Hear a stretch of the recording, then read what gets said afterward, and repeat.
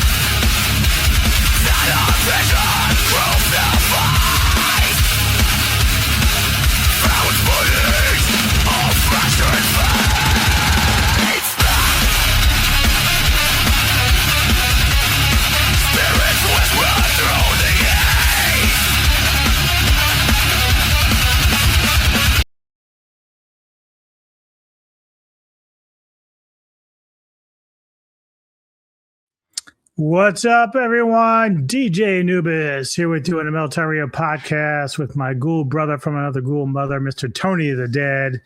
We are the Ghouls of Midnight, where each week we alternate picks, past, present, or future, a movie that we will sit down and review so you don't have to. And this time around, at episode 119, as we cruise along, I selected 2024's Pater Noster and the Mission of Light. Directed by Christopher Bickel and stars Adara Starr, Mike Amason, Joshua Outzen, as among some others that we'll get to. But before we jump into the review, let's check out the trailer. give us a little refresher about what this is all about, or try to figure it out anyway. Right.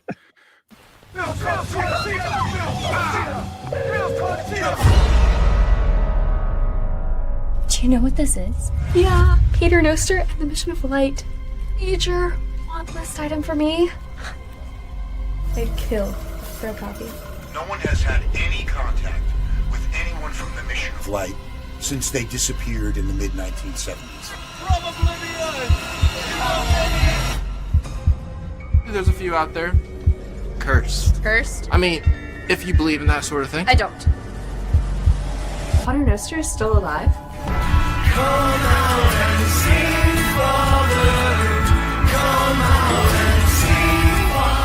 They worship at the altar of madness.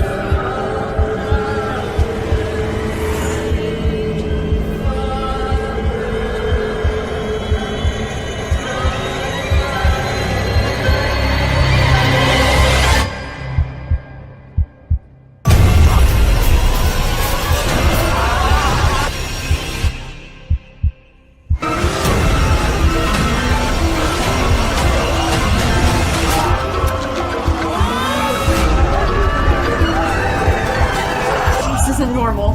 You're gonna cut me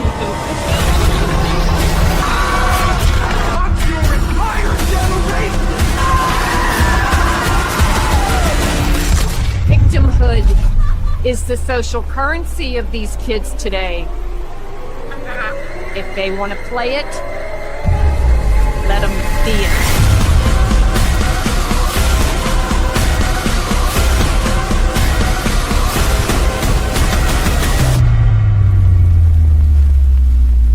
Fear is incredibly powerful. And there you go. So yeah, this was exactly what you saw there. It's a bit of a mind fuck, psychedelic journey in some cases.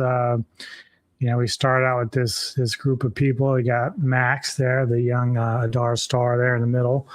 She's works with the other two gals at a record store, and one day a guy drops off a Pater Noster record. So this cult group that back in the 70s basically put out music of their own, but then there's like I forget what they call it, the Roots record or something. It's a very rare record that's cursed.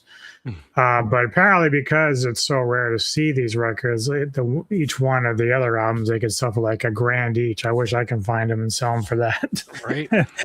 But so Max, they're all collectors. In fact, I envy her collection in her house because it's like just wall to wall vinyls and stuff. But she knows this band, and she knows about the cult, at least a little bit of them.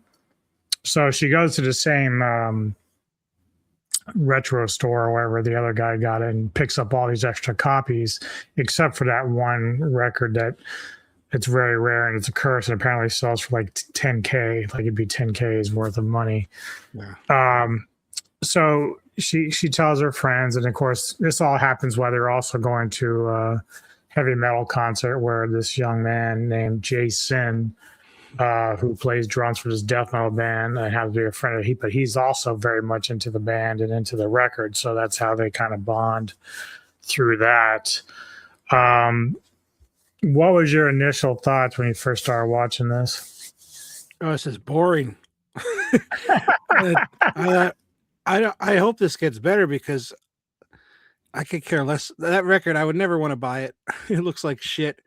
I mean, she knows what she got, but like, and she's like gonna listen to it, and it's like, I don't know. It was really boring in the beginning, but you know how they say like this movie isn't this ain't half bad. It is half bad. The first half is pretty bad, then it picks up. Yeah, but yeah. So anyway, so Max, she gets this record, and then she gets a call from somebody who claims to be part of this cult, the Mission of Light, and they invite her to come out. And so of course she's going to come out with her friends, but you get this weird scene where the chauffeur drives up in a very nice car with this woman, older woman that's dressed like she's from the 70s. And so initially they're like, well, she whispers something to him, then they drive off. And all the kids think that maybe they're not going to be able to go see this place because they were going to record it. She has, like, Max has a friend named Abby who wants to record it and, make sure they can prove that they were there at this place. So anyway, the car comes back and the lady's not there anymore. So they all jump in, they go there, and he starts handing them like a flask of some, I don't know if I would have trusted it from somebody I don't know to be drinking out of a flask. Yeah. Some shady, weird character. Yeah, but by the time they arrive, they're all kind of loopy and fucked up, and Jason's really drank a lot of it, so he's really messed up. And then you get this like scene where one of the Mission of Light girls come out, older lady, and they all suddenly start dancing around him and singing this song. So I was like, oh, this is a musical. Oh. That probably would have killed me first before anything else. But so anyway, they do that little thing. It's kind of like a welcome, whatever. And they start showing everyone around. But Jason, like, he gets sick. So he's going to the bathroom. And then, he gets taken away by these two dudes in these pink coats. And they got some sort of growth on their face. Like, I'm like, well, who the hell are these guys? I don't know. And actually, you can see one of them in this picture right next to the older lady that we'll get to in a few, but they're almost like concierges or something. But so, as you said, it's kind of like a slow burn early to where it's just kind of like there's a lot of like listening to music and the girls kind of going back and forth about who has seniority over what records come in or whatever, whatever girl fighting they were doing. But then we get Jason, who's now being held down in a chair, and he's like tripping his balls off. And this is where we meet Pater Noster, who's still alive, and he's like this old man now. And they're in this like weird control room that almost like futuristic to me. Like, I'm like, well, where'd this come from? Like, how they afford this? Right. And so he's there with the other woman, a different woman, and the woman like starts like giving him head or something like. Yeah, but it was funny because like he seemed like so distraught, and I'm like, yeah, okay, I get she's older, but dude, you're getting wanked. I mean, it's not that bad. I not till later. I think she was, for an older woman, I didn't think she was that bad. She's a little psycho. She likes yeah. Her face all the fucking time. She must have did that like 10 times in this movie. It's like, do you not know her thing yet? Turn away from her. Yeah, she likes, it's like angel dust or something. She's blowing everybody's face. And then instant. You want some drugs? Give me some of that for when I'm gonna try to sleep at night. If I can get past 2 hours, I'm fine. Oh gosh. Yeah. Well, every 2 hours I got to get up to pee, so that stuff might actually keep me out for a long time. So that would be nice. Today you just pissed to bed. Probably. I'll just have to invest in a catheter. But anyway, like, so she's, she starts getting them right now. You think at first, like, okay, well, this is basically a commune of like, free love and all this shit that's going on. But then it turns dark very quickly because, Noster's like, but, fear.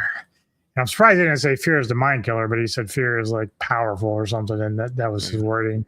And so then all of a sudden the chick like gets like some shears. And I'm like, oh no. And you know exactly what's going to happen. And I was surprised they showed it. Yeah. At least what they could in terms of the special effects, which I do give this movie a lot of credit for. The special effects were actually really good.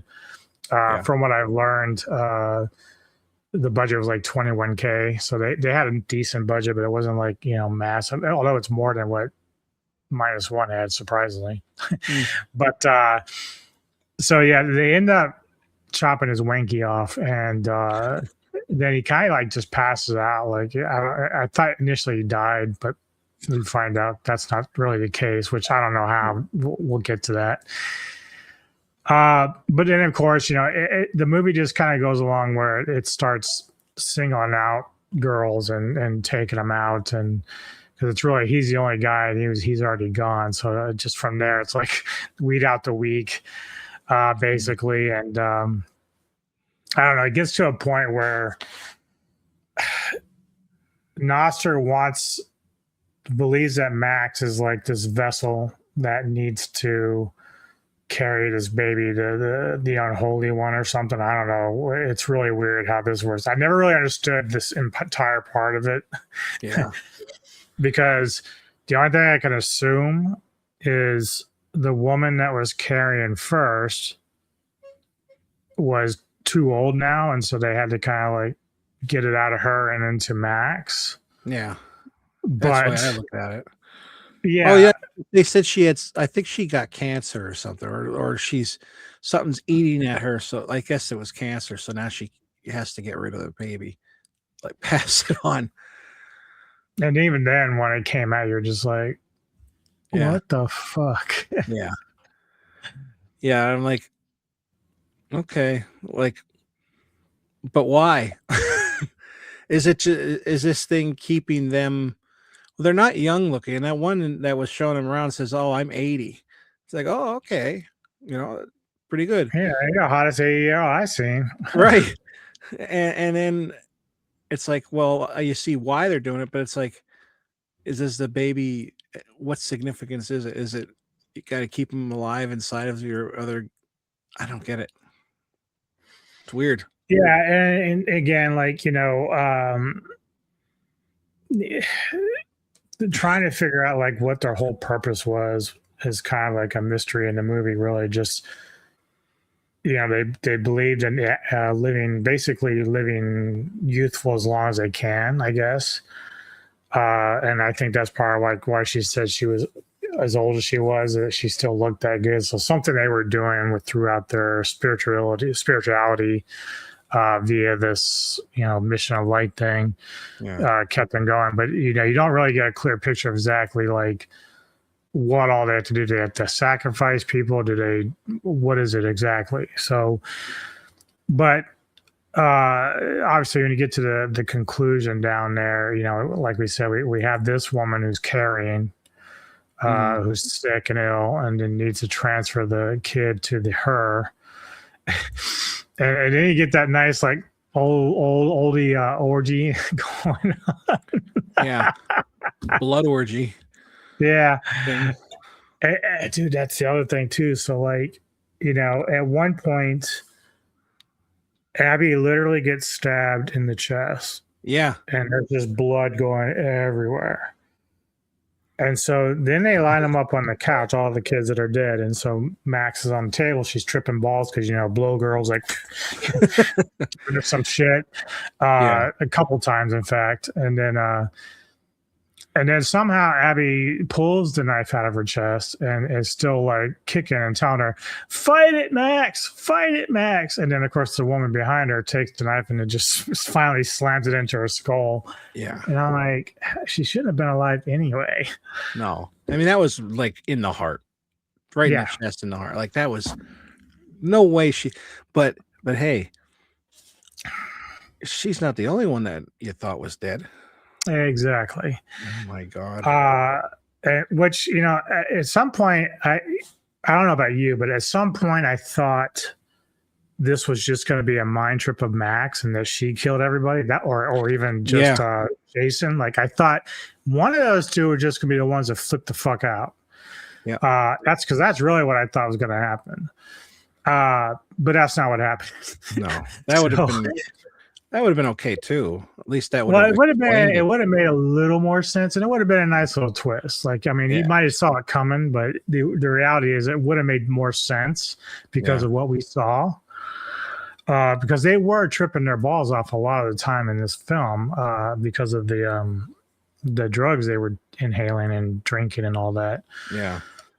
But when she was like going around like herself and stabbing people in the back and all that, I at that part I thought what you just said. I thought she's definitely she's probably doing this. Everybody's like trying to stop her, and she doesn't know. Yeah, she's just going nuts. Yeah, and that's exactly what I thought it was. And then, as you said, she's on the table and she's about to receive her gift, which is this deformed baby that's quite crazy looking, and then all of a sudden out of nowhere, boom, a blade goes through the baby, and it's Jason. Like, he's somehow still alive. Yeah. And then even like, dude, his dick was gone. Like, I don't know how he's alive. He would have bled to death. Yeah. But he's helping her get out of this cabin, or this little place, or this commune. And I don't know, for one moment I forget what she was doing, but he went to tell her or stop her or something, and then he got grabbed. And then they did the whole like Day of the Dead thing. They start ripping out his innards. That was cool. That was definitely a tribute to that. Yeah. But like she went back to get that because she found a whole room full of those records. Oh, that's right. It's all about those records. And grabbed the records, and he got grabbed. And then she comes back to the door, looks and sees that, and just like, and runs. Like, I mean, what are you gonna do? But like, he should have just went with her, you know? Yeah. Yeah, it was probably, but yeah, she was all about those records, man. She was like, they better not try to take those records from me. They better not found those records. I love that. I liked how like she saw them. She's like, oh my God. And there's like boxes of them. And then when she goes, she grabs like 5 of them. And then she's going out and then like loses them and then has one left and then puts it in the car with her. And that reminded a little bit like in Peacemaker, where he has the pillowcase full of that girl's records and CDs and stuff. And he's trying, and every time he's going, boom, he falls. Like, that just reminded me of that, because like, instead of like worrying about your life, you're worrying about the music. You know, music is life, but not if you don't have it. As desperate as she was for those records, man, she would have been better off just kind of waiting them out and killing them, and then going back and just grabbing all the boxes and putting them in the car. Yeah. She would have been better off carrying a box, and then if that fell or something, at least it would have been sort of protected. Listen to me trying to analyze. Like, this is what I would have done. We're trying to get real deep with it. I mean, technically, I know the place burned, but she could go back and because they're pretty much all done, go with some people and check it out. And if they're burnt, they're burnt. Yeah. And so eventually, and again, she gets back home and she's by herself. She's crying because all her friends are gone. Yeah. And she's packing away her stuff. I don't know where she's going at this point, but she's starting to pack away her own vinyls into boxes. And so she starts playing that final record, the cursed one, and then all of a sudden we just get these like flashes, and almost like she's in a trance now, and then it goes screen, blank screen from there, and then you get those like the post credit scenes, and so you see the younger versions of the cult, and then of course she's in there too. So I don't know if that's like her in a past life, or if it's just supposed to be them mingling in spirits together. I have no idea. I guess it's up for interpretation of how that is. I when I saw that, I just thought maybe she looked like the girl, or maybe they just like in a trance, or like just like, oh look, they're dancing with them, like it's just a movie thing. But maybe they zapped her back, and now maybe she's the baby. I don't know. Who friggin' knows? I don't really. If they're gonna make a Pater Noster 2, they got to make it even more fucked up, but like explain it. Yeah, somehow. Because I mean, like the visuals and stuff are fun. The music was good. I liked the music in there. Like, as far as like, I didn't mind their music, but the metal stuff and all that wasn't bad. Yeah, I had fun with that, because the girls in themselves were like punk and metal fans, so that was fine. But yeah, it was a little tough because you just really didn't know, like, what really was going on. Like I personally probably would have enjoyed it more had it just been her flipping out on him. Yeah. Just going nuts, because then it would make more sense to me. But until we kind of have like a conclusive idea, I'll have to just kind of read up on it more. Maybe I can talk to the director at some point and ask him.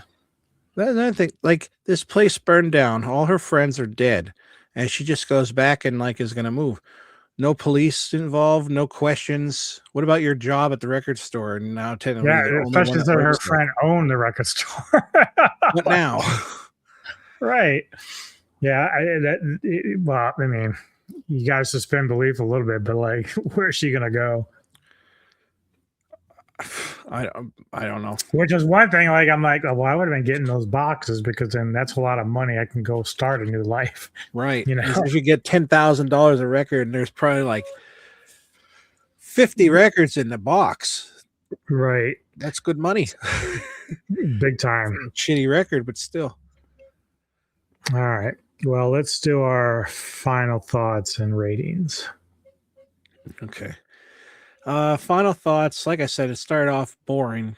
It kind of, the acting was here and there. Like, I feel at first it was kind of stale, and Timmy Capello was the DJ in this that wanted to buy what is his station? What was it for? It was like some kind of weird, like, it wasn't music, but it was like.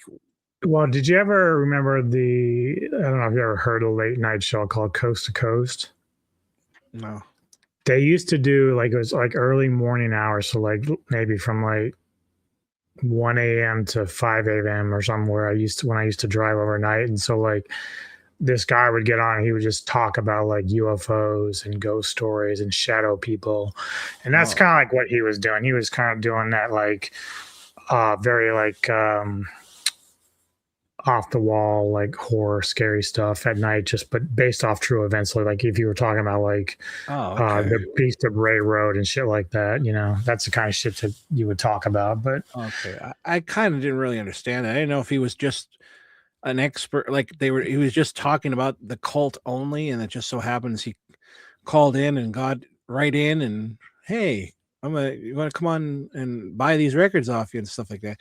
But I don't know. Like I said, it was boring. Then they go there, and like as you said, with the drink in the car, it's like, knowing that these are a hippie commune that have been gone for you. Why would you do the first thing you do is drink the drink they give you?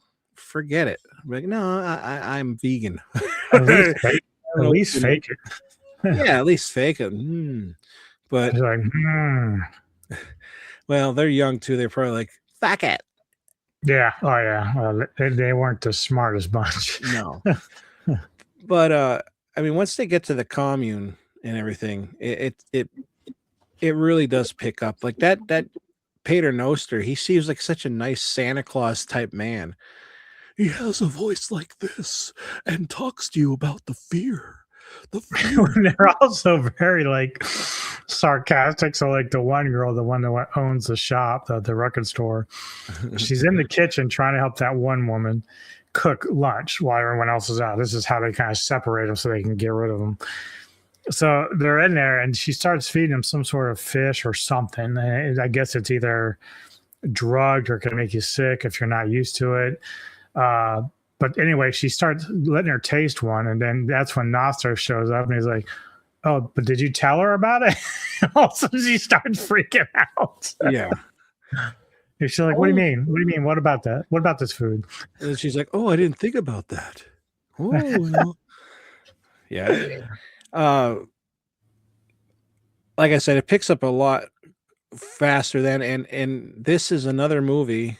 I was trying to think, which movie would you trip more watching, this or Jimmy and Stiggs? And I don't really know. I keep leaning toward this one. Yeah. But this is just more colors and like blood and like grotesque thing going on, while Jimmy and Stiggs was bright colors and aliens and gooey. Yeah, it's like this is like a psychedelic acid trip, while Jimmy and Stiggs was like a rave. Yeah. Yeah. They're both definitely movies to watch under an influence, though. but not too much because you might throw up. Honestly, there's a Yeah. lot, and it's a lot of strobing stuff. So be careful with that. But man, when they got to gonna cut his dick off, and then the girl got her ankle caught in a trap, and then they were gonna it's a random thing. They had that fruit, and it had incense on it, and they stuck it in her cooch, and it comes out. She's rotten. Rotten. I'm like, this fucking group of people. Well, the one chick's she's like, she said something like, "Well, that's like the Grand Canyon down here." Yeah, like the Grand Canyon down here. Which I'm a little upset we didn't get to see that girl's boobs because she was the hottest one. Well, they're all hot, but she was definitely attractive. But yeah, Adara Starr, I'd like to see her in more things. I think she's a cutie. Oh, so wait a minute. I just realized this. Okay, so Capello, he's the saxophonist from Lost Boys. Yeah. I did not know that. You didn't realize that? No. Yeah. That's cool. Yep. I still believe. I can't believe you didn't know that was him. No, I mean, I knew of him from that movie. That's one of NECA's favorite movies, but I just didn't even put two and two together. Yeah, it was nice to have a little part for him in this. But, yeah. All in all, I think the kills were good. The effects were good. The movie, I picked it up really well, and I don't know. I'd probably say it's probably about a 7. I don't want to do a 7, but I think 7. No, that's totally fair. I kind of debated where I'd be on this because there's times when I felt like it was a little bit better than I thought it was, and sometimes I thought it was a little worse. And I agree with you. The special effects, and it is a fun film. The acting is fine. There's no issues there with me with that. I thought everyone did their parts well. It does suffer a little because of the fact that we see people get pretty much mortally wounded, and somehow they're coming back to do things they shouldn't be doing. Yeah. So that doesn't make a lot of sense to me, but so the story is kind of weak in that sense, but overall I was going to give it a 7.5, so I'm right about where you are with it. Yeah. I don't like to give them a middle score technically, but it's not a 5, which would be half, but it's better than that. It's not a 6. I just think it's the ending and the the effects and the kills and that really surprised me. I was like, yeah. When she that one that was I'm sorry, I didn't really, and then he stabbed right in the head. I was like, oh my god! And then through the neck, that was good. It was good effect. Yeah. Really good. Yeah, and it's kind of what really saves it as far as just from an entertainment perspective, because if it had tried to rely too much on everything else, it just wouldn't have worked. You need to have that extra oomph in there. Yeah. Well, anyway, for those that, what's that? They had some interesting names in this movie. One was Biddy B. I was going to get to that though. Okay, so. And I don't know if there's a connection or not, but so the actress that plays Max, her name is Adara Starr, and there apparently was either an actress or somebody from 1979 with the same name, only with one R on the end of her name. So it's Adara Starr, but just with one R. So part of me wondered, okay, wait a minute. So is that person from back then part of the Pater Noster thing or no? I didn't really research it to know, but the fact that her name is similar to some other chick from the 70s, I thought, because I think this film or the original Pater thing was supposed to take place around 71, their history of this or whatever, because there is a guy named Pater Noster. I don't know much about him, but the guy's name is someone named Pater Noster. It was a hippie commune? I don't know. Let me just look up real quick, because I just assumed this was fake. Yep, that's what I thought too. Would you just give me the name? That's all I need. It's religious. Goes all the way back to the Bible and stuff. Yeah. Wow. I think it's funny too how they're such nice and your father, spirit, all that shit. And then he's like, when they argue with each other, shut up. I know, shut up. Like, it's like, geez, not so much harmony there, are you? And if they're keeping young, why is he so fucking old? So like, why is one 80 years old she don't look it, and he's like 80 years old and he looks it? So there was a band in 1971 called Pater Noster. It was an Austrian Prague psych band known for a single self-titled album and their connection to early 70s psychedelic rock in Vienna. Oh, God. They are noted for their dark, organ-driven, and often depressing sound. This is distinct from the 2024 horror film Pater Noster and the Mission of Light, which uses the concept of 1970s cult and rare records. Wow. So, I mean, I guess there must have been maybe the director like knows of that band and figured, hey, you know what? I'm going to make a movie based around some of this. Well, that's interesting way to do it. Yeah. You know, I would have never known if you didn't look that up. Yeah. I wasn't curious enough to look it up. Well, yeah. Well, I think initially when I was kind of looking up just, artwork and stills and stuff, that it would come up with some of these other things. I'm like, wait a minute, is this a real dude? Like, what is this? But let me go back to this other one real quick.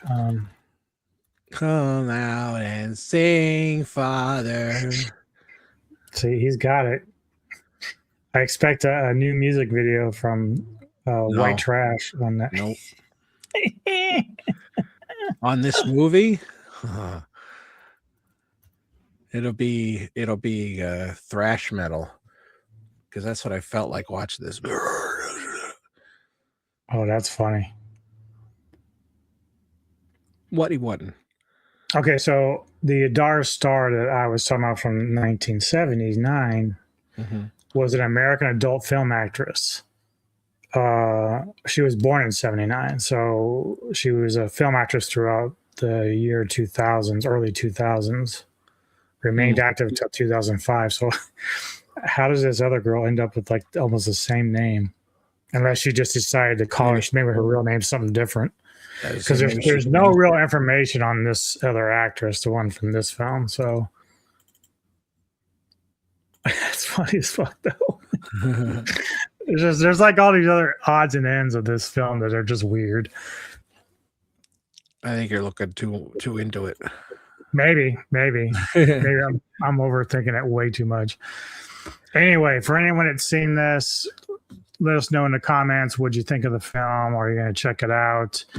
Also, we're going to get ready to head over to Mr. Tony's channel to do his pick of the week. That was good timing if you think about it. My pick of the It's like Godzilla Toho theme. We're going to head over to do his pick of Together. What year is that from last year? 2025, I think. Yep. I do have my pick for next week, and it's going to be Compulsion. So I have no idea what we're in store for here, but we're going to check it out and see how that one goes. Yeah. This wasn't that bad, though. So we're still okay. We've been doing good. Yeah, we're good. You're good. Yeah, we're good. Anyway, as always, please go like and subscribe to Mr. Tony the Dead. Like and subscribe here at the Military Podcast. Thank you very much for the support for the Ghouls of Midnight, and we'll see you next time. Have a cool night. Peace.